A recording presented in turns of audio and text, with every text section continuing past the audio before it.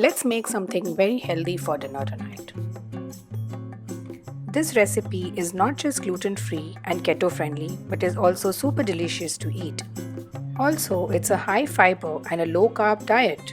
So let's begin. Start with adding ghee to a small cooker. You can replace this with oil to make it vegan. Followed by that, add some sliced onions. Saute them for a minute. Add 1 bay leaf. Keep stirring the onion, we do not want them to get burnt. Now add half cup of green peas. 1 small diced potato. Half cup of cauliflower. And carrots, small cubed. Saute all the vegetables for a minute. Add ginger garlic paste. Now cover and cook for 1 minute.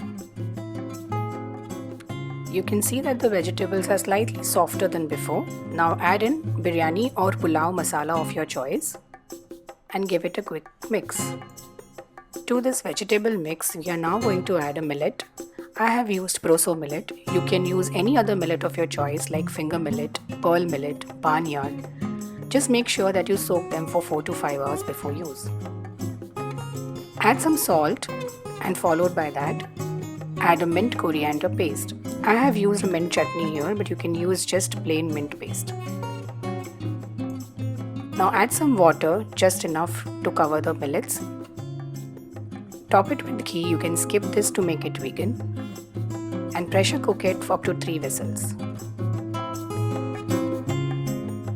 Enjoy this pulao with raita of your choice, or you can just add ghee and have it as it is.